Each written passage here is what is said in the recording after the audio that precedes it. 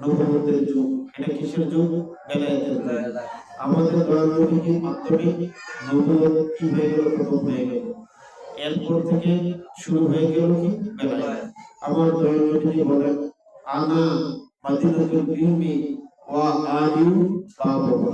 দয়াল নবী বলেন, আমি হচ্ছি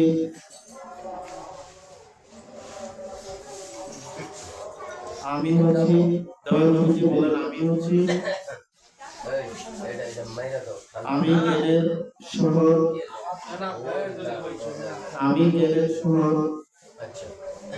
আর সেই শহরে প্রবেশের দরজা হচ্ছে মাওলা আলী শিরকুশা। একটু গভীর মনোযোগ দিয়ে কথাগুলো একটু শুনবেন, কারণ রেসালাত আমার দয়াল নবীর মাধ্যমে রেসালাতের দায়িত্ব দয়াল নবী পালন করেছেন। এরপরে দয়াল নবী বলেন কি, আনা মানে আমি, আনা মাদিনাতুল ইলমি, আমি হচ্ছি জ্ঞানের শহর, ওয়া মানে এবং ওয়া আলিউ বাবুহা, আর হচ্ছে মাওলা আলী হচ্ছে সেই শহরে বা সেই জ্ঞানের শহরে প্রবেশের দরজা। সুবহানাল্লাহ। তার দরজা দিয়ে আমরা কি করি? প্রবেশ করি। তার দরজা দরজাটি কাকে বলে গেছে?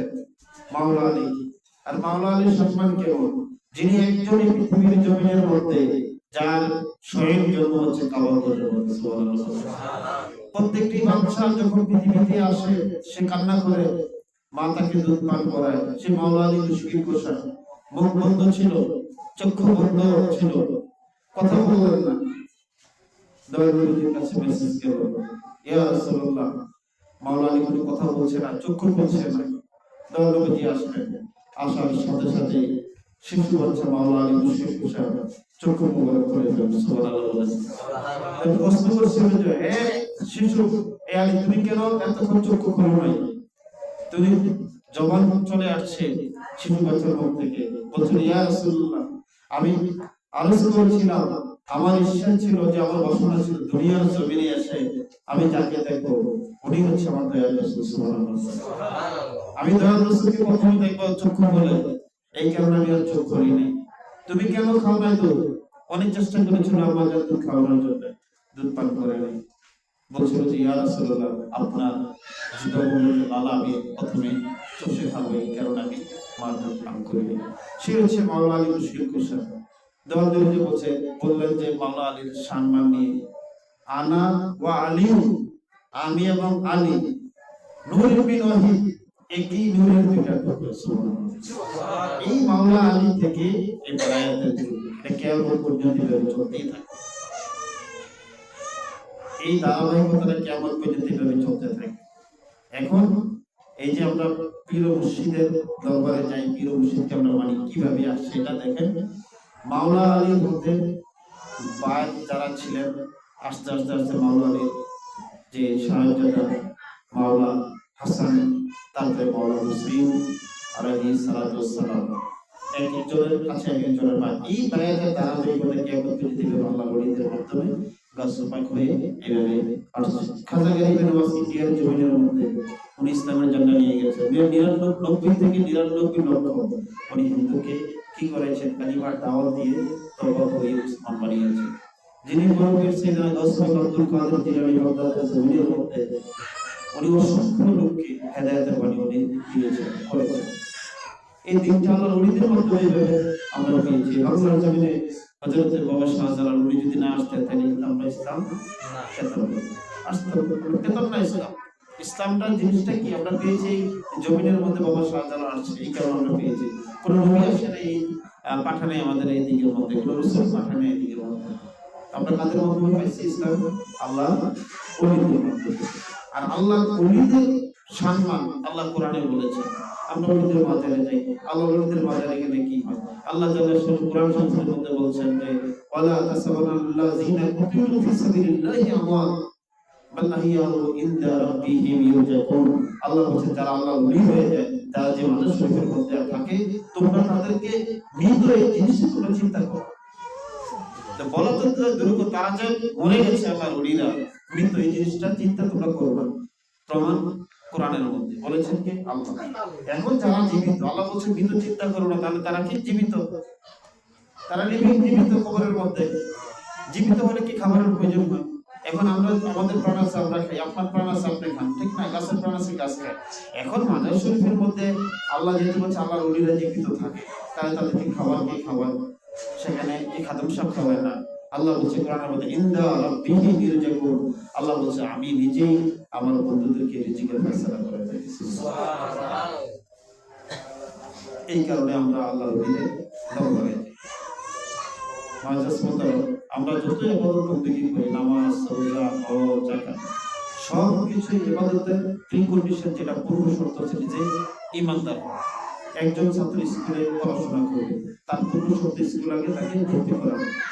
যতক্ষণ ভর্তি না হবে ততক্ষণ তাকে সিলেবাস দিবে, তাকে বই দিবে। ভর্তি হওয়ার পরে তাকে সিলেবাস দেওয়া হয়, তাকে বই দেবে, তারপরে পড়া শুরু হয়। ঠিক তদ্রু আগে নিজে ঈমানদার হতে হবে। এখন আপনি কিভাবে ঈমানদার হবেন? ঈমানের কথা কোরআনের মধ্যে বলা আছে, ঈমানুনা বিগাইবি, আগে গায়েবের প্রতি ঈমান আনতে হবে। আজকে অনেক সমাজের মধ্যে, আমাদের সমাজে একটু বেশি আছে, শুধু নামাজের কথা বলে। আগে তুমি ঈমানদার হও, তারপরে নামাজ। আল্লাহ কখনো আগে নামাজের কথা বলে না, আগে ঈমান তারপরে নামাজ। আগে ঈমান আনো, তারপরে তুমি ইবাদত করো। ঈমান আনার পরে ইবাদত। আমি স্কুলে ভর্তি হয়েছি, তারপর আমার পড়াশোনা, আগে এডমিশন, তারপর আমার স্টাডি। এইভাবে আসছে সংখ্যাগুলো। আগে ঈমানদার হয়ে তারপরে ঈমানদারটা আমি কিভাবে হবো? আমার দয়াল নবীজি নূরের, এটা আমরা দয়াল নবীজি নূর, এটা সবাই আমাদেরকে মানতে হবে। মানার নাম কি? ঈমান। কিভাবে নূর? দয়াল নবীজি সংসার ধর্ম করেছে, দয়াল নবীজি বাজারে গিয়েছে। এখন যদি বলে উনি আমাদের মতো, তাহলে ঈমান থাকবে? এই দয়াল নবীজি যদি বলি উনি আমাদের মতো, ঈমান থাকবে? তোমার চেহারা আমার চেহারা মিলবে? এই পৃথিবীতে যত কোটি মানুষ আছে, প্রত্যেকে মানুষের এই হাতের ছাপ, যেটা পাসপোর্টের দরকার লাগে, কারোর সাথে কারো দয়াল নবী হচ্ছে বেনজির বেমিসাল, যার সাথে পৃথিবীর কোনো কিছুর তুলনা নেই। এক সাহাবা প্রশ্ন করেছিল, ইয়া রাসূলুল্লাহ, সর্বপ্রথম 18,000 মাখলুক 80,000 আলম, এই 18,000 মাখলুক 80,000 আলম, আলম মানে কি? এই পৃথিবী একটা আলম। 80,000 আলমের মধ্যে একটা পৃথিবী, আমরা যে পৃথিবীতে বাস করি এটা একটা আলম। 18,000 মাখলুক 80,000 আলমের মধ্যে আল্লাহ তাআলা শানু কি সৃষ্টি করেছিলেন ইয়া রাসূলুল্লাহ? দয়াল নবীজি বললেন, আওয়ালুমা খালাকাল্লাহু নূর, সর্বপ্রথম আল্লাহ তাআলা শানু তোমার হাবিবের নূর মুবারক সৃষ্টি করেছেন। দয়াল নবীজি বললেন, আনা মিন নূরিল্লাহ, আমি হচ্ছে আল্লাহর নূর থেকে, ওয়া কুল্লু শাইইন মিন নূরি, আর সমগ্র সৃষ্টি জগৎ হচ্ছে আমার নূর থেকে সৃষ্টি। এই কারণে নবীজিকে মানতে হবে। কোরআন কি বলছে? দুটি জিনিস আল্লাহর থেকে এসেছে, কাল জাআকুম মিনাল্লাহি নূর ওয়া কিতাবুন মুবিন, একটি কিতাব আর একটা হচ্ছে নূর। নূর মানে নূরে মুহাম্মদ সাল্লাল্লাহু আলাইহি সাল্লাম, কিতাব মানে আল কোরআন। দুটি জিনিস এসেছে আল্লাহর তরফ থেকে। তাইলে আমরা দয়াল নবীজি কি করে আমরা মাটি করি? পৃথিবীতে একমাত্র আদম আলাইহিস সালাম যাকে মাটি দিয়ে বানিয়েছে। 7 কিসিমের মাটি, 40 গুণ মাটি আদমের দেহের মধ্যে ছিল। আর কোনো মানুষ মাটির তৈরি এটা নাই পৃথিবীতে। মানে এটা কেমন কথা? আমরা তো সবাই আদম থেকে আছি, আমি তো মাটির তৈরি না। কোরআন প্রমাণ করে যে প্রত্যেক মানুষ নুকতা দ্বারা সৃষ্টি। নুকতা বোঝেন? নুকতা দ্বারা সৃষ্টি। আপনার বাবা মার মিলনের মাধ্যমে আপনি হয়েছেন, সেখানে মাটি নেই, এটাকে নুকতা বলে। বাংলা ভাষাটাকে বীর্য বলে। এটাকে আরবি কোরআন শরীফে নুকতা দেয়া আছে, 13টি সূরার মধ্যে লেখা আছে, সেখানে নুকতা দ্বারা মানুষ সৃষ্টি। তাহলে কেউ যদি বলে দয়াল নবীজি আমাদের মতো মাটির মানুষ, তাহলে তার ঈমান থাকবে? ঈমান থাকবে। দুটো জিনিসকে আমাদেরকে ধরে রাখতে হবে। একটা হচ্ছে কিতাবুল্লাহি ওয়া ইতরাত আহলে বাইতি, যে দুটো জিনিসকে ধরে রাখবে সে কখনো পথভ্রষ্ট হবে না।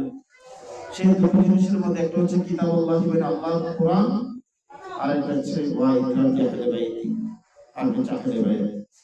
কার কথা? তিরমিজি শরীফ হাদিস দয়াল নবীর কথা। সবাইকে দরুদ শরীফ করেন, আল্লাহুম্মা সাল্লি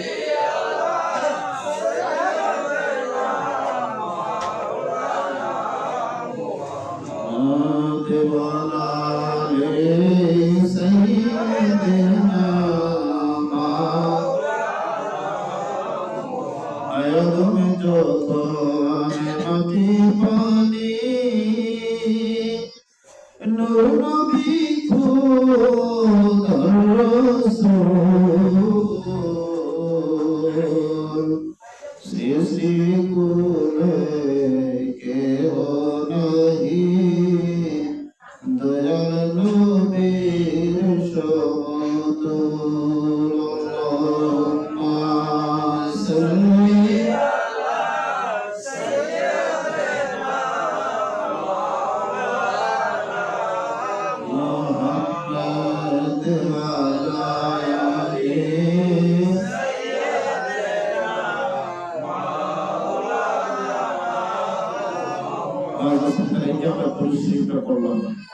আল্লাহ তাআলা শানহু আমাদেরকে নামাজ দিয়েছেন, আল্লাহ তাআলা শানহুকে রোজা দিয়েছেন, হজের বিধান দিয়েছেন, যাকাত দিয়েছেন। আল্লাহ বলছে আমি তোমাদেরকে নামাজ দিয়েছি, হজ দিয়েছি, যাকাত দিয়েছি, রোজা দিয়েছি। আরেকটি জিনিস আল্লাহ বলছেন যে আমি আল্লাহ তাআলা শানহু আমি এখানে আমার অসংখ্য ফেরেশতাদেরকে নিয়ে আরেকটি জিনিস করে থাকি আমার নবীর উপরে রয়েছে নবীর প্রবেশ সুবহানাল্লাহ। আল্লাহ নিজে নবীর প্রতি দরুদ পড়ে কোরআন শরীফের মধ্যে আল্লাহ ঘোষণা দিচ্ছেন যে আল্লাহ অসংখ্য ফেরেশতাদেরকে নিয়ে পড়েন ইন্নাল্লাহা ওয়া মালাইকাতাহু ইউসাল্লুনা আলান নবী। নিশ্চয়ই আল্লাহ তাআলা শান এবং অসংখ্য মালায়েকা এবং ফেরেশতাদেরকে নিয়ে আল্লাহ নবীর উপর কি পড়ে দরুদ পড়ে। ইয়া আইয়ুহাল্লাযিনা আমানু সাল্লু আলাইহি ওয়া সাল্লিমু তাসলিমা। হে ঈমানদাররা তোমরা কি করে নবীর উপর দরুদ পড়ো। ঘোষণাকার আল্লাহ, ঘোষণাকার আল্লাহ। আল্লাহর এত কেন ইচ্ছা যিনি কোন আল্লাহর কোন হচ্ছে কোন ফায়াকুন বললে হয়ে যায় সে আল্লাহ কেন নবীর প্রতি দরুদ পড়ে শুধু এক কারণে অসংখ্য ফেরেশতাদেরকে নিয়ে। এটা কোনো হাদিস না, সরাসরি কোরআনের মধ্যে আছে। তাহলে বোঝা গেল আমার নবীর সম্মান কোথায় অনেক করতে, আমার নবীর সম্মান অনেক করতে। যেই নবীকে না হলে আল্লাহ কোনো কিছু সৃষ্টি করতেন না, যেই নবীকে না মানিলে আল্লাহ যে অস্তিত্ব এটাই প্রকাশ হতো না, আল্লাহই তো প্রকাশ হতো না। দয়া নবীজি যদি না হতো, আল্লাহ তো ছিলেন এক, আল্লাহ গোপনই ছিলেন, সেখানে কিছুই ছিল না। সেই গোপন আল্লাহ প্রকাশ হওয়ার জন্যই আমার দয়া নবীজিকে বানাইলেন। আর কেমন ভাবে বানাইলেন? আল্লাহর ইশকের দরিয়ার মধ্যে এমন একটা জোশ আসলো। আল্লাহ তো নূর, এটা আমরা সবাই মানি জানি। তো নূর ছাড়া তার কিছু নেই, কোনো কিছু তো সৃষ্টি নেই। তখন এক মুষ্টি নূরকে আলাদা করে দিলেন, ইয়া নূর কুনি হাবিবি। আল্লাহ বলেন হে নূর, হে নূর আপনি আমার বন্ধু হয়ে যান। ইয়া নূর কুনি হাবিবি, হাবিব মানে বন্ধু, আপনি আমার বন্ধু হয়ে যান। আল্লাহ ঘোষণা দেওয়ার সাথে সাথে আল্লাহ নিজেই তাকিয়ে আছে ওই নূরের প্রতি। আল্লাহর মধ্যে এমন একটা প্রেম, ওই নূরের প্রতি আল্লাহ তাকিয়ে আছে। ৭০,০০০ বছর এভাবে কেটে গেল। ৭০,০০০ বছর পরে আল্লাহ বলেন কুল্লি মাই হাবিবি, হে হাবিব আপনি আমার সাথে কথা বলুন। সুবহানাল্লাহ। যেই কালিমা শরীফ নাম বলে আমরা কি মুসলমান হই না? লা ইলাহা ইল্লাল্লাহ মুহাম্মাদুর রাসূলুল্লাহ সাল্লাল্লাহু আলাইহি ওয়াসাল্লাম। দুটি অংশ, টু পার্টস কালিমা শরীফের মধ্যে। লা ইলাহা ইল্লাল্লাহ একটা অংশ, মুহাম্মাদুর রাসূলুল্লাহ একটা অংশ। এদিকে 12 হরফ, ওদিকে 12 হরফ। লা ইলাহা ইল্লাল্লাহর মধ্যে আল্লাহর নাম, মুহাম্মাদুর রাসূলের মধ্যে আমার দয়াল নবীজির নাম। দুইটা থেকে নাম, এখানে নাম কিন্তু দুইটা। আপনার সন্তান আমার সন্তানের নাম রাখে কি? বাবা মা রাখে, দাদা দাদি নানা নানি রাখে না? এখানে লা ইলাহা ইল্লাল্লাহ একটা নাম, মুহাম্মাদুর রাসূলের একটা নাম। কার নাম কে রেখেছে? কে রাখছে আল্লাহর নাম? লা ইলাহা ইল্লাল্লাহ যে আল্লাহর নাম এখানে আছে, আল্লাহ ছাড়া কোনো মাবুদ এই নামটা রাখছে কে? আর মুহাম্মাদুর রাসূলুল্লাহ এই নামটা রাখছে কে? ওই যখন আল্লাহ বলে যে কুল্লি মাই হাবিবি, হে হাবিব আপনি আমার সাথে কথা বলুন, সাথে সাথে সেই নূরের জবান থেকে এমন একটি শব্দ আসলো, শব্দটা ছিল লা ইলাহা ইল্লাল্লাহ। তা আল্লাহর নাম রাখছে সর্বপ্রথম দয়াল নবী সুবহানাল্লাহ। তখন আল্লাহর সাথে সাথে এতটা খুশি হয়ে গেলেন, আল্লাহ বললেন যে আমাকে এত সুন্দর করে একটা নাম ডাকলেন আমাকে। আল্লাহ বললেন যে আমি একটা নাম এইভাবে ডাকবো। তখন আল্লাহ বলেন মুহাম্মাদুর রাসূলুল্লাহ। এই লা ইলাহা ইল্লাল্লাহর মধ্যে 12 হরফ আরবির মধ্যে, আর মুহাম্মাদুর রাসূলের মধ্যে 12 হরফ, কোনো পার্থক্য নেই। লা ইলাহা ইল্লাল্লাহ মুহাম্মাদুর রাসূলুল্লাহ, লা ইলাহা ইল্লাল্লাহর পরে আল্লাহ, মুহাম্মাদুর রাসূলের পরে সেখানে আল্লাহ শব্দ। मोहम्मद खुदा नहीं है लेकिन खुदा से जुदा नहीं। আমরা মুহাম্মদ সাল্লাল্লাহু আলাইহি ওয়াসাল্লামকে খোদা বলি না, কিন্তু খোদা থেকে আলাদা করা যায় না। আপনি কিভাবে আলাদা করবেন? কালিমার শব্দ কি বাদ দিতে পারবেন? মুহাম্মদুর রাসূলুল্লাহ আলাদাটা বাদ দিতে পারবেন? বাদ দিতে পারবেন। আল্লাহর জাতি নূরের একটা জ্যোতির প্রকাশ হচ্ছে আমার দয়াল নবী কামলি।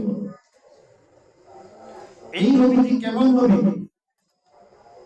এই নবীকে যখন আল্লাহ বানাইলেন কোথায় রাখলেন? উনি কিন্তু প্রথম বানাইলেন, প্রথম সৃষ্টি উনি আহমদিয়া বালাখানার মধ্যে রেখে দিলেন। কি রূপে রাখলেন? ময়ূর রূপে রাখলেন। ময়ূর রূপে রেখে ময়ূরের মাথার মধ্যে একটা জুটি দিলেন।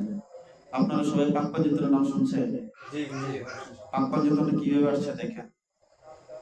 যখন আদমের কোনো অস্তিত্ব নাই,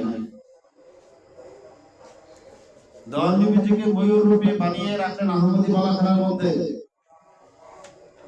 সেখানে ময়ূর রূপে রেখে দিলেন, ময়ূরের মাথার মধ্যে একটা জুটি বলি না, এরকম জুটি দিলেন, গলার মধ্যে একটা হারের চিহ্ন দিলেন, ময়ূরের দুই কানে দুটি দুধ পরাই দিলেন। আল্লাহ বলেন, হে হাবিব, দুই কানের মধ্যে দুটো দুধ আপনি চিনেন? বলে যে জি। কে? বলছে আমার নাম ইমাম হাসান ইবনে হুসাইন। গলার মধ্যে যে হারের চিহ্ন দেখা যায়, বলতে আপনি চিনেন? জননী মা ফাতেমা জাহরা রাদিয়াল্লাহু তাআলা। মাথার মধ্যে যে মুকুটটা ছিল এটা কে? মাওলা আলী। সুবহানাল্লাহ। বানিয়ে রেখে দিলেন সেখানে।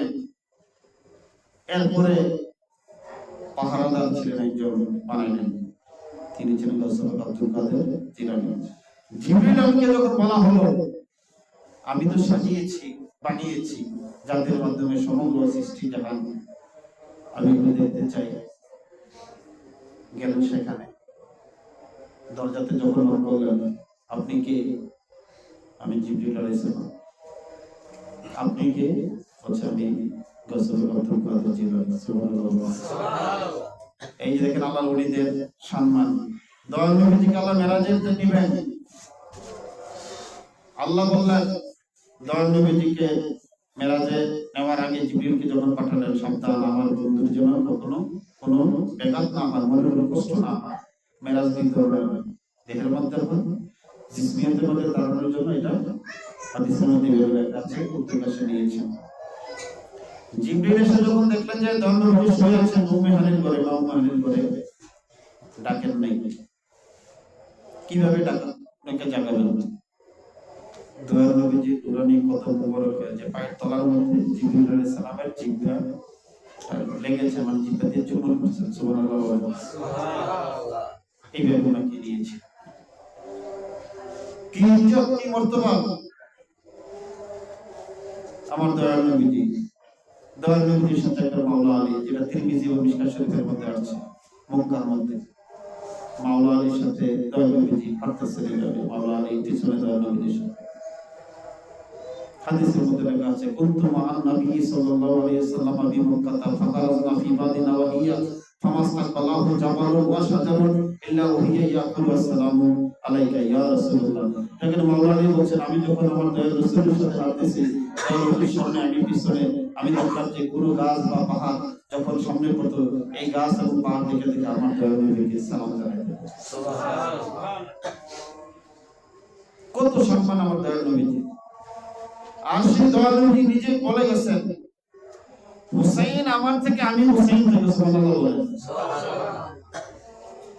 দয়াল নবী থেকে হুসাইন, এটা মানাটা সহজ কথা বলছেন নি? আপনার আব্বার নাম কি? হ্যাঁ, মোহাম্মদ নুরুল ইসলাম। নুরুল ইসলাম। আপনার নাম? মোহাম্মদ ওবায়দুল কাদের। নুরুল ইসলাম থেকে ওবায়দুল কাদের সহজ। যদি বল ওবায়দুল কাদের থেকে নুরুল ইসলাম, মানবেন নি কেউ? দয়াল নবীজি কেন বললেন আমি হুসাইন থেকে, হুসাইন আমার থেকে? দয়াল নবীর থেকে হুসাইন, এটা মানা সহজ, বোঝা যায়। আর দয়াল নবীজি বললেন হুসাইন আমার থেকে, আমি হুসাইন থেকে। সেই আওলাদে রাসূলের বিরুদ্ধে যারা তরবারি ধরেছে, স্বয়ং কার গলার মধ্যে ছুরি দিয়েছেন? স্বয়ং দয়াল রাসূল। দয়াল রাসূলের আওলাদ যারা ছিল, তাদের বিরুদ্ধে যারা দাঁড়িয়েছিলেন, তাদেরকে কি মুসলমান বলা যায়? জি না। কথা বলেন। জি না। দয়াল নবীজি বলছে দুটো জিনিসকে ধরে রাখবে, কখনো পথভ্রষ্ট হবে না। আহলে বায়াত, আল কুরআন। আজকে আহলে বায়াতের তো ভয় নাই। আহলে বায়াতের বিরুদ্ধে যারা অস্ত্র ধরেছে, তরবারি ধরেছে, সবাই তো ছিল মুসলমান, তরবারি ধরার পরে কি কেউ ছিল মুসলমান? লাস্ট মোমেন্টে মাওলা হুসাইন একটা ঘোষণা দিলেন কারবালার ময়দানের মধ্যে, তোমাদের মধ্যে কি কেউ কোনো মুসলমান নাই? তখন এই দল থেকে গুরু নামে একজন সেনাপতি ছিলেন, এজিদের সেনাপতি, সাথে সাথে মাওলা হুসেনের দলে চলে গেলেন। এভাবে 30 থেকে 33 জনের কথা আসছে, মাওলা হুসেনের দলে চলে গেলেন।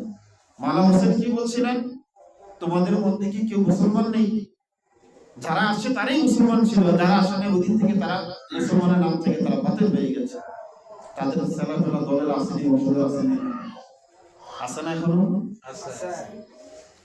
সেই দল যারা এখনো আছে, প্রত্যেকটি দল আওলাদে রাসূলের বিরুদ্ধে এখনো কথা বলে।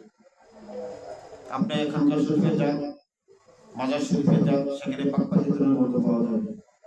তারা কখনো পাকপাজিতের বিরুদ্ধে কখনো কথা বলবে না। প্রকৃত যারা আল্লাহ ওলি পীর মাশায়েখ, তাদের মাথার তাজ হচ্ছে পাকপাজিত। আল্লাহ ওলি তাদের কখনো বলবেন না।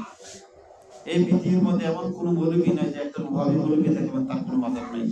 কেন? কারণ মূল যেটা, বেলায়েতের মূল যেটা মাওলা আলী মুশকিল কোথায়, মাওলা আলী কি তার মানে নেই।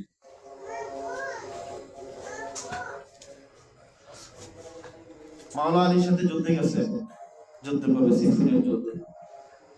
সেখানে হঠাৎ দেখা গেল যুদ্ধের ময়দানে বিপক্ষ দল যারা ছিল এই তরবারির মধ্যে কোরআন শরীফ বেঁধে দাঁড়াই আছে। মাওলা আলীর সাথে যারা ছিল অনেকে বলছে মাওলা আলী মুশকিল পোশাক, কোরআন শরীফ দেখা যায়, আমরা কি করে তরবারি সেখানে দেবো, কোরআনের উপর কি করে আমরা আঘাত করবো? তখন মাওলা আলী বলছিল এটা হচ্ছে যুদ্ধ হেরে যাবে, এটা একটা কৌশল তারা করেছে, তোমরা যুদ্ধ চালিয়ে যাও। এইগুলো হচ্ছে কাগজের কোরআন, আমি মাওলা আলী হচ্ছে চিন্তা করা। সেখান থেকে প্রায় 12,000 মাওলা আলীর হাতে গুলি হওয়ার পরও মাওলা আলী থেকে বলছেন আমরা যুদ্ধ করবো না। কোরআনকে দেখে এখানে একটু বুঝতে হবে, কোরআনকে দেখে তারা যুদ্ধ করবো না বলে কাকে ত্যাগ করছে? মাওলা আলী। এখন ধর্ম কি বলছে? আলী যেদিকে সত্য সেদিকে, আলী যেদিকে দিন সেদিকে, আলী যেদিকে ধর্ম সেদিকে। আলীর বিরুদ্ধে জানা গেল দিনের বিরুদ্ধে তারা গেল, আলীর বিরুদ্ধে জানা গেল সত্যের বিরুদ্ধে তারা গেল। আলীর মাওলা আলীর বিরুদ্ধে যারা চলে গেছে 12,000 সৈনিক, সেখানে তারা কি ইসলাম থেকে তাদের মধ্যে ধর মাওলা আলী তো করে বলছিলেন তারা কি খারেজ। খারেজ মানে কি? বর্তমানে খারেজি সম্প্রদায়টা আছে না, বাতিল। ইসলামের মধ্যে প্রকৃত সত্য থেকে তারা বাতিল, এই খারেজিটা। যাই হোক, এখন আমরা যে গুরুর কাছে যাই, আমরা যে তরিকতটাকে মানি, আমি সংক্ষেপে একটু কথা বলি। মুরিদের বিধান দয়াল নবীজি করেছেন, সুবহানাল্লাহ বলেন। কোন ফকির কোন ওলি শুরু করেনি, স্বয়ং দয়াল নবীজি প্র্যাকটিক্যালি এটাকে করেছেন। দয়াল নবীজি আগে করেছেন, তারপর কোরআনের আয়াত নাযিল। দয়াল নবীজি প্রথমে বায়াত শুরু করেছেন, তারপরে কোরআনের আয়াত নাযিল। কোরআন সূরা ফাতিহা 10 নম্বর আয়াত। আল্লাহ বললেন ইন্নাল্লাযীনা ইউবাইয়ুনাকা ইন্নামা ইউবাইয়ুনাল্লাহা ইয়াদুল্লাহি ফাওকা আইদিহিম। সুবহানাল্লাহ। এই আয়াতটা কখন আসছে? আগে দয়াল নবীজি সাহাবাদেরকে নিয়ে এভাবে হাতে হাত রেখে বায়াত করেছেন। কোরআনের পরে জিবরাইল আলাইহিস সালাম এই আয়াত দিয়ে নাযিল।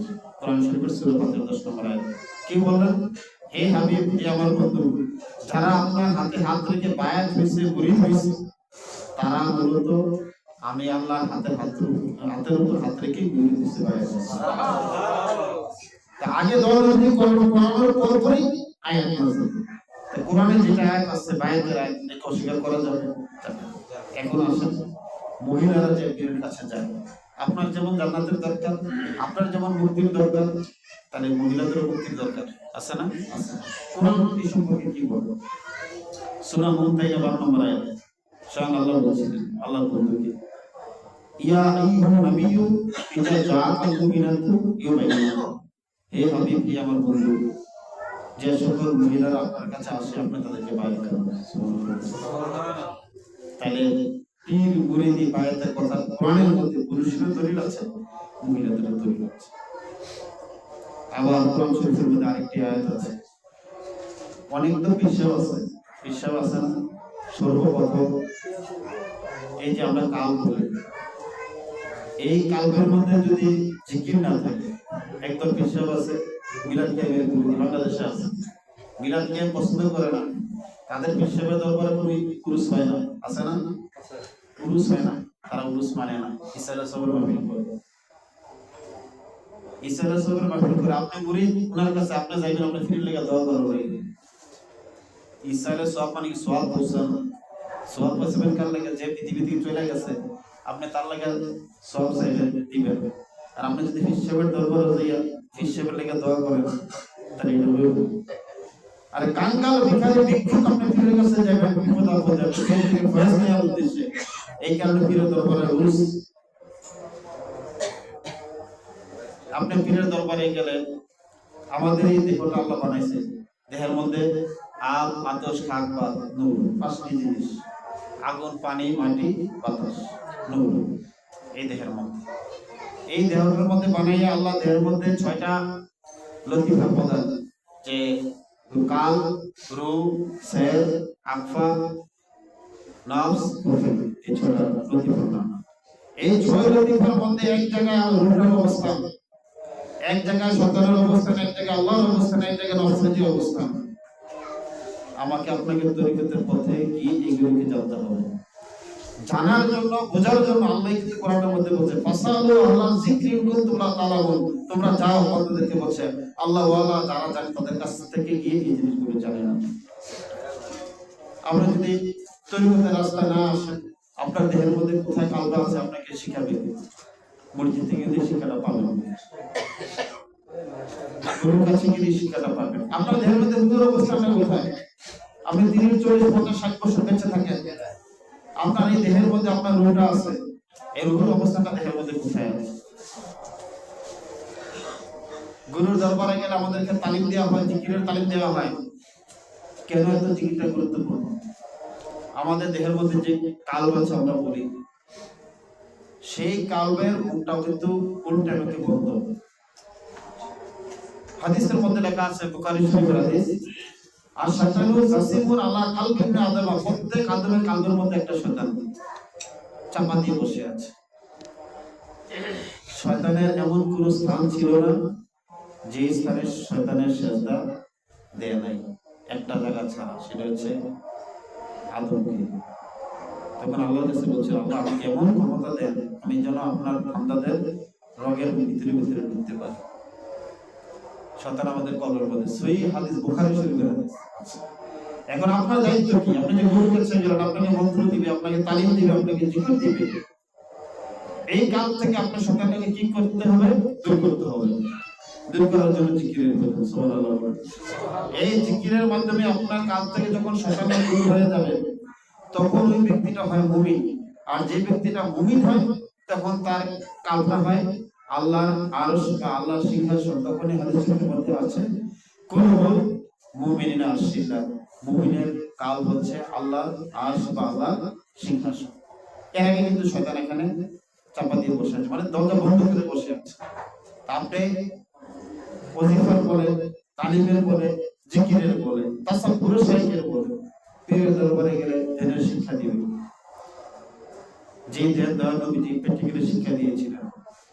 যারা হজে গিয়েছিলেন সৌদি আরবে, হেরেম শরীফ, দয়াল নবীজি যে বাসা ছিল, আগে বাড়ি ছিল, বাড়ির পাশে ছিল খানিয়া কাবা। আর দয়াল নবীজি যেখানে ধ্যান করেছেন 15 বছর 2 মাস 17 দিন, হেরা পর্বতের গুহায়, অনেক দূরে। আপনি গিয়েছিলেন সৌদিতে? আর যারা গিয়েছিলেন তারা তো অনেক দূরে, কিন্তু প্রায় 2 মাইলের উপরে হবে সম্ভবত। এই হেরা পর্বতের গুহায় এখানে 15 বছর 2 মাস 17 দিন ধ্যান করেছিলেন। সেখানে হেরা পর্বতের গুহায়, সেখানে ধ্যান, সেখানেই মারিফত, খানে কাবা, সেখানে হচ্ছে শরীয়ত।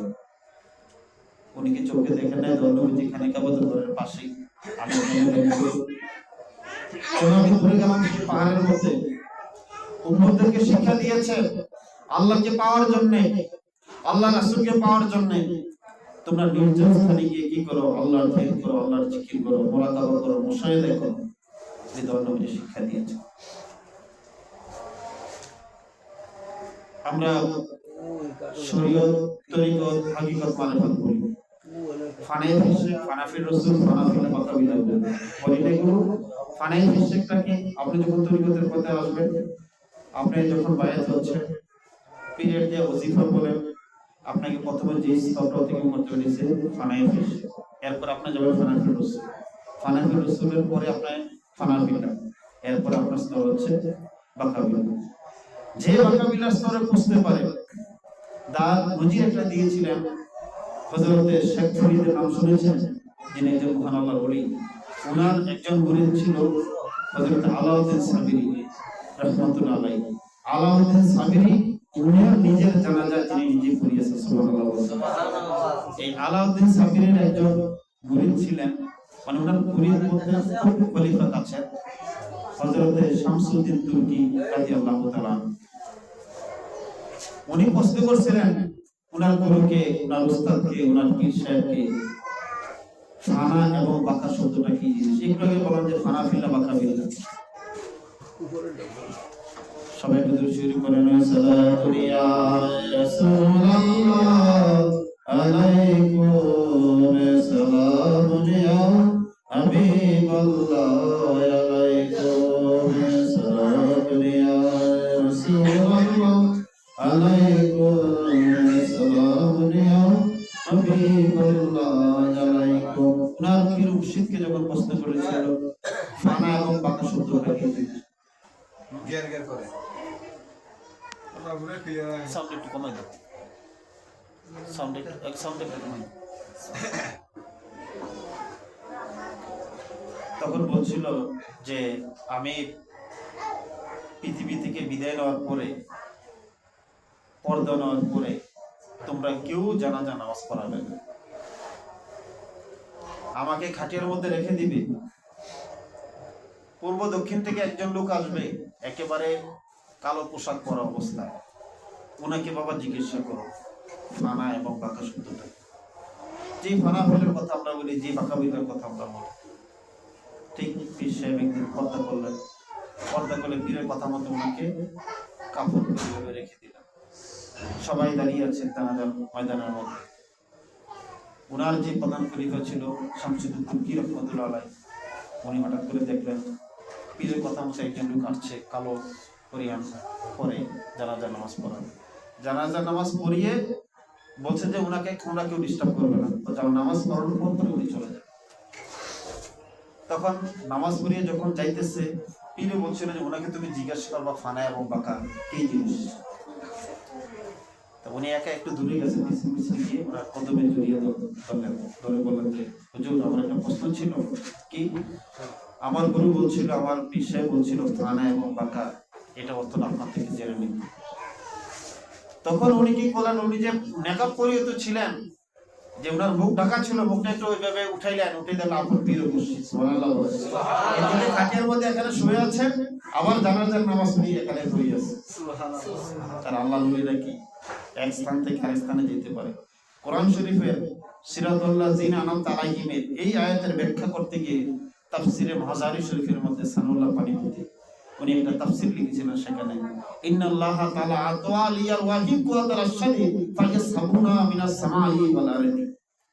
সেখানে তাফসীরের মধ্যে উনি লিখলেন যে আল্লাহর ওলিদেরকে আমরা যে রূহ বলি, তাদেরকে এমন ক্ষমতা আল্লাহ দেন, যে ক্ষমতা বলে ফায়াসহাবুনা মিনাস সামাই ওয়াল আরদি, তারা আসমান, সাত আসমান বলেন, সাত জমিন বলেন, তাদের যেখানে ইচ্ছা সেখানে তারা যেতে পারে, সুবহানাল্লাহ। এরকম নজির একটা ঘটনা গৌসুল আব্দুল কাদের জিলানী দিয়েছেন। কিভাবে দিয়েছেন? উনি আমাদের দয়াল নবীজি, আমাদের নবীজির একজন উম্মত আর ঈসা নবীর একজন ভক্ত। আল্লাহ ঈসা আলাইহিস সালামকে এমন একটা ক্ষমতা দিয়েছিলেন, মৃত্যুকে ডাক দিলে জীবিত হয়ে যায়। কোনো অন্ধ রোগীর চোখের মধ্যে স্পর্শ করলে অন্ধ ভালো হয়ে যেত। কুষ্ঠ রোগীর হাতের, মানে কুষ্ঠ রোগীকে হাত ধরে স্পর্শ করে ভালো হয়ে যেত। উনি বলতেছেন আমাদের নবীর এমন ক্ষমতা আল্লাহ দিয়েছেন, তোমার নবীর কেমন ক্ষমতা আছে কিনা? আমাদের নবীর উম্মতের সাথে ঈসা নবীর উম্মতের কথা বলতেছে। তখন দয়াল নবীজি মদিনা মুনাওয়ারা থেকে গাছবাকে ডাকতেন, হে আব্দুল কাদের, তোমার গাছবাক বাগদাদের জমিনে তাহিরিভাবে এখনো আছে, তুমি এই মুহূর্তে কোথায় চলে যাও? মিশরের জমিনের মধ্যে, সুবহানাল্লাহ।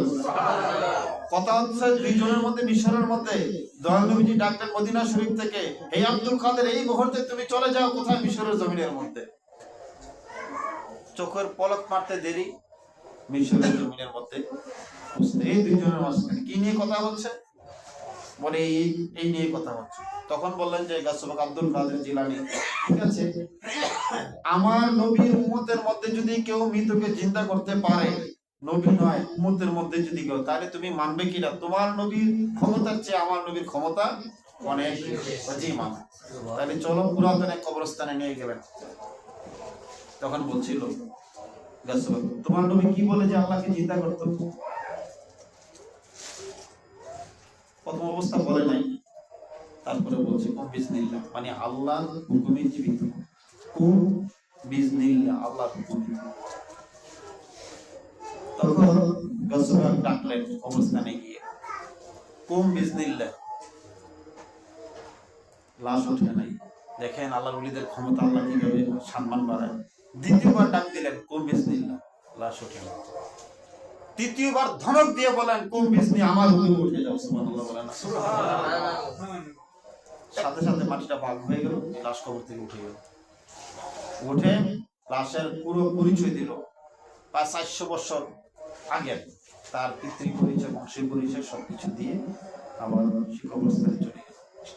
সেই গাছবাক আব্দুল কাদের জিলানীর এই ঘটনা আমরা কি মানব না? আল্লাহর ওলিদেরকে এটা সবসময় বিশ্বাস রাখবো, কারণ পীর ও মুর্শিদের কাছে না যাওয়া পর্যন্ত একজন লোক প্রকৃত মুসলমান হয় না। কোরআন শরীফ সমগ্র জাহানের জন্য, ঠিক না বাবা? সমগ্র জাহানের জন্য। আপনার ঘরে কোরআন আছে, আমার ঘরে কোরআন আছে, আমরা মানি, পড়ি না? মানিও পড়ি। এই কোরআনের মধ্যে আল্লাহ বলছেন তোমরা কেউ মুসলমান না হয়ে ওয়া শুনেন নাই? আলমরা বলে তোমরা কেউ মুসলমান না হয়ে অন্ধকার কবর মরিও না, মৃত্যুবরণ করিও না। কাকে বলছে? আমাদের। আমি তো জন্মগত ভাবে আমার বাবা মুসলমান, দাদা মুসলমান, আমি তো মুসলমান। আল্লাহ কি জানে না আমি যে মুসলমান বেশি? আবার কেন বলবো? কথাটার মধ্যে একটু ব্যাখ্যা আছে। যে কোরআনটা আমি পড়ি, আমার বাবা মুসলমান, আমার দাদা মুসলমান, আমি তো দাদা থেকে বাবা থেকে হয়েছি মুসলমান, আমি পড়তেছি, বাবা এই আয়াতটা পড়ছে, তোমরা কি মুসলমান না হয়ে পড়ো না? আবার আমিও পড়তে যে পেলাম, আমরা কেউ মুসলমান না হয়ে যেন না মরি। বলছে কি আল্লাহ? কাকে বলছে? আমার, আপনাকে, যারা মুসলমানের ঘরে বসে তাদেরকে বলছে। কেন? আল্লাহ কি জানে না আপনি আমি মুসলমান? তাহলে এইটার ব্যাখ্যাটা কি? আজকে যদি বলতো অন্য মুসলমান ছাড়া অন্য কোন ধর্মের লোক যেন মুসলমান না হয়ে না মরে, এভাবে ঠিক ছিল না? কিন্তু আমাদেরকেই বলা হলো যে মুসলমান না হয়ে তোমরা কেউ মৃত্যুবরণ করিও। প্রয়োজন কিন্তু যারা গবেষক তারা কোরআন শরীফ পড়ে রিসার্চ করে। গবেষক ছাড়া কোনো হিন্দুর ঘরে কোরআন শরীফ তারা পড়ে না। তাদের গীতা পড়ে, তারা বেদ পড়ে, কোরআন পড়ে, উপনিষদ পড়ে, হিন্দু ধর্ম। এগুলো আমার কাছে আছে। আমরা যেটা পড়ছিলাম, বলছিলাম যে আমি যে মুসলমান না হয়ে কি বলবো না, এই আয়াতে তাফসীর করতে গিয়ে রাবি যাকে বলা হয়, যারা গবেষক কোরআন নিয়ে রিসার্চ করে, যারা তাফসীর লিখো, তারা বলছিল যে মুসলমানের আরেকটি শব্দ যেটা মুসলিমের শব্দ থেকে আসছে, তার অর্থ হচ্ছে আনুগত্য স্বীকার করা। তোমরা আনুগত্য স্বীকার না করে কেউ মরো না। আনুগত্য স্বীকার আরেকটা শব্দ হচ্ছে বায়াতে রাসূল। বায়াতে রাসূল গ্রহণ করা ছাড়া কেউ মরবে না। তাহলে কি হলো? বায়াতে রাসূল গ্রহণ করলে আমি মুসলমান হইলাম। এটা গুরুত্বটা কেন এত?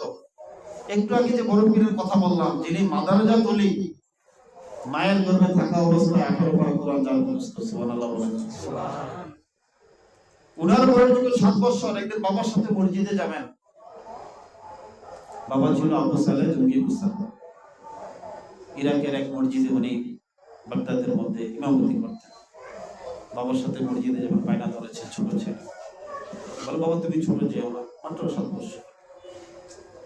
মাকে গিয়ে ধরো, বাবাকে বলো না বাবার সাথে আমি মসজিদে যাবো। ঠিক আছে, ছেলে যেতে এত পিরিপিরি করতেছে, ছেলেকে নিয়ে যান না, সবাই দেখো। সেও দেখে সব বাচ্চারা যায়, রওনা হলেন। ইরাকের জমিনের মধ্যে অনেক কিন্তু মরুভূমি, তো অনেক পাহাড় আছে। একটু গিয়ে দুটো রাস্তা দেখা যায়, একটা ডানে একটা বামে। এনে গাছবাগ ছোট ছেলে তো বললো যে বাবা এই রাস্তাটা দিয়ে আর এই রাস্তাটা দিয়ে, এদিক দিয়ে আমি যাই সবসময়, আর এই রাস্তাটা দিয়ে যাওয়া যায় তবে অনেক দূর, এদিক দিয়ে কেউ যায় না, এদিক দিয়ে গেলে পাহাড়, সেই পাহাড়ের মধ্যে ভাগের ভয়, এই কারণে এদিক দিয়ে কেউ চলাফেরা করে না। তো বাবা আজকে আমি এই রাস্তা দিয়ে যাবো। ছোট ছেলে দেখেন এই রাস্তা দিয়ে যাবে এমন বায়না ধরছে না। এখন ছেলে যদি এদিক দিয়ে যাবে, বাবা তার ছেলেকে একা দিতে পারে না, বাবার সামনে সামনে ভয় বাবার মধ্যে, আজকে যে কি হয়। যখন একটু দূরে গেল, বাবার সামনে সামনে হঠাৎ করে দেখলো যে এই পাহাড়ের উপর থেকে একটা বাঘ, বিশাল বড় এক বাঘ আস্তে আস্তে আস্তে আস্তে নিচের দিকে নামতেছে। তো বাবা একটু সামনে, গাছবাগ একটু পিছনে, তো এই বাবার দিকে না এসে আসে গাছবাগের সামনে, বাঘটা এসে আমাদের কার সামনে আছে? যিনি পিরানা পীর দস্তগীর, যার বংশ পরিচয় হচ্ছে সৈয়দ আওলাদ রাসূল সাল্লাল্লাহু আলাইহি ওয়াসাল্লাম। গাউস পাকের পিতৃকুল হচ্ছে মাওলা হাসানের দিক থেকে, মাতৃকুল হচ্ছে মাওলা হুসাইনের দিক থেকে। এই কারণে ওনার নামের পিছনে আল হাসানি ওয়াল হুসাইনি।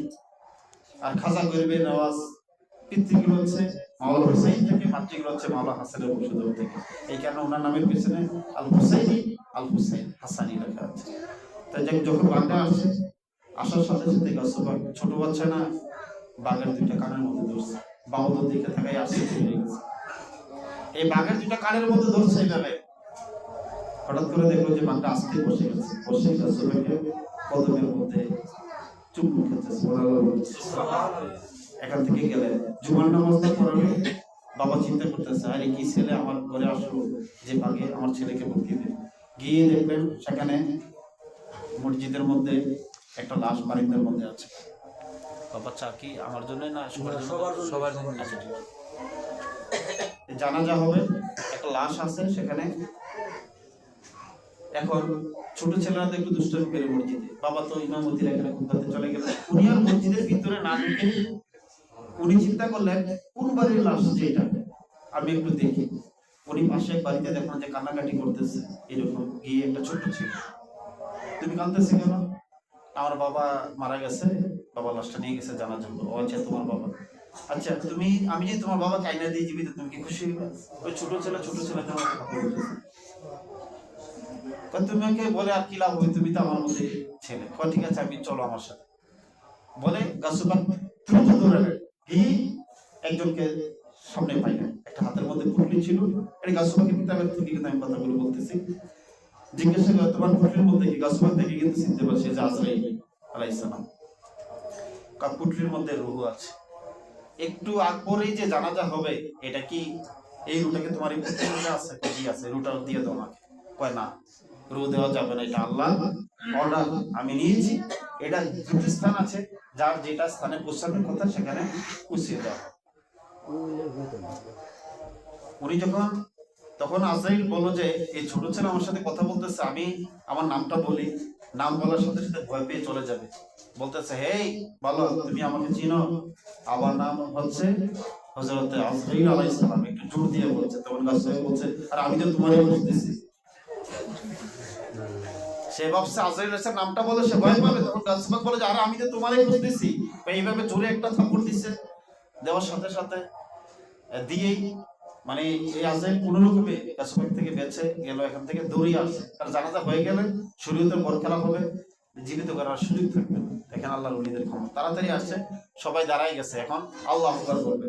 বাবা দাঁড়ান, আমি এই ছেলেটাকে নিয়ে আসছি, ছেলেটাকে আমি ওয়াদা দিয়েছি তার বাবাকে জীবিত করে এখান থেকে নিয়ে যাব। তার কান্নাটা আমার কাছে ভালো লাগছে। আরে বাবা তুমি কি বলতেছো এগুলো? কাফন করানো হয়েছে, জানাজা পড়াবো এখন। তখন গাউসে পাকের জালালিয়া ফালাতে ওই লাশটাকে বললো যে এই তোমার ছেলে এখানে কান্না করতেছে, তুমি দেখো না, তুমি তাড়াতাড়ি ওঠো। সাথে সাথে সে জীবিত হয়ে গেল। সেই গাউসে পাক আব্দুল কাদের জিলানী একটা কিতাব লেখেন, সিররুল আসরার কিতাব। সিররুল আসরার কিতাবের পঞ্চম অধ্যায়ের মধ্যে তওবার বয়ানের মধ্যে একটা চ্যাপ্টার আছে তওবা। সেই তওবার বয়ানের মধ্যে উনি লিখলেন কালকে জিন্দা রাখার জন্য মুরিদ হওয়াটা ফরজে আইন। সুবহানাল্লাহ বলেন। ফরজ দুই ধরনের, একটা ফরজে আইন, একটা ফরজে কিফায়া। আপনারা আপনার এলাকায় কেউ মারা গেল, যে কোনো একজন গেলে আদা হয়ে যায় ফরজে কিফায়া। আর গাছুবা কি বলছে যে ফরজে আইন নামাজ যেরকম বাধ্যতামূলক ঠিক পরিধর্ম এরকম বাধ্যতামূলক। এই গাছুবা যিনি পিরানার পীর, যার নাম হচ্ছে দাস্তিগীর মহিউদ্দিন আব্দুল কাদের জিলানী, উনি একজন পীরের কাছে গিয়েছিলেন। ওনার পীরের নাম ছিল সৈয়দ মুবারক মাকসুমি। সুবহানাল্লাহ। কেন গেল প্রশ্ন আছে না? যিনি পীরদের পীর, আর গাছুবা বলছিল কাদামি হাজা আলা রাকিবুল কুল্লি আলি আল্লাহ। গাছুবা বলছে আমার কদম সমস্ত ওলি কিয়ামত পর্যন্ত যত ওলি পৃথিবীতে আসবে সকল ওলিদের গর্দানের মধ্যে গাছুবা আব্দুল কাদের জিলানীর কদম উপর। তারপরে কেন উনি একজন শাইখের কাছে গেলেন? বলছে পৃথিবীতে যত আমার নবীর উম্মত আছে তাদেরকে শিক্ষা দেওয়ার জন্য। কেউ যেন সুযোগটা না খুঁজে। গাছুবা উনি তো কারোর কাছে বায়াত হন নাই, মুরিদ হন নাই, ওনার পীর ছিল না। উনি আল্লাহকে ডাকছে, আমরা আল্লাহকে ডাকি, এই সুযোগটা যেন না পাই। এই কারণে আমি আব্দুল কাদের জিলানী একজন শাইখের কাছে গিয়েছিলাম। সুবহানাল্লাহ বলেন। খাজা গরিবের নওয়াজ 90 থেকে 99 লক্ষ উনার ডাকে ইন্ডিয়ার জমিনের মধ্যে তাদের পূজা টুজা ছেড়ে দিয়ে ওনার কাছে চলে আসলো। উনি একজন পীরের কাছে গেছে। বাবা শাহজাহান ইয়েমেন থেকে আসছে, উনি একজন পীরের কাছে গেছে। একজন গুরুকে মানছে ওরা। এখন যদি আমি আপনাদেরকে প্রশ্ন করি, কোরআন হাদিসের ব্যাখ্যা আমরা না হয় না বুঝলাম, একজন এইভাবে বলে একজন এইভাবে বলে। গাছুবার কাছে জ্ঞানী লোক পৃথিবীতে কেউ আছে? নাই। খাজা গরিবের চেয়ে বড় কেউ আছে? নাই। বাবা শাহজাহানের চেয়ে বড় কেউ আছে? নাই। তারা যদি একজন গুরুর কাছে যায়, তাহলে আমার আপনার যাওয়াটা দরকার আছে কিনা বলে? এটা আরো সহজ না?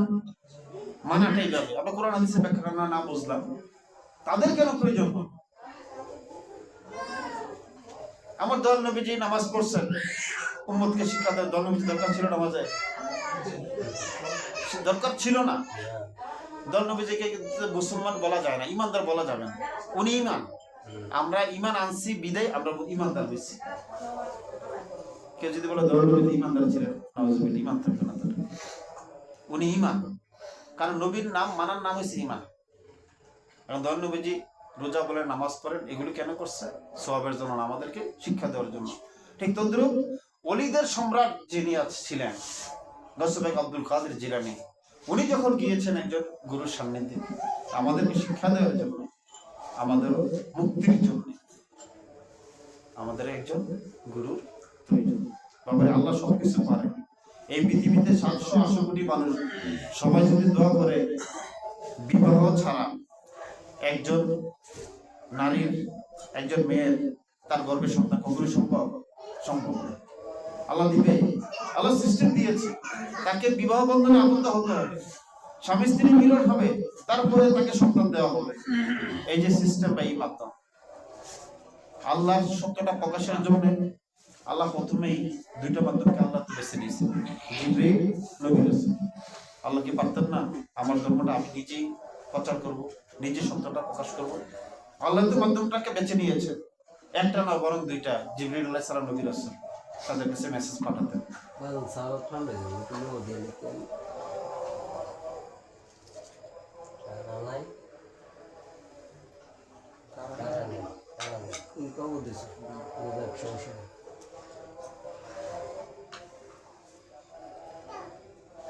খান সমিত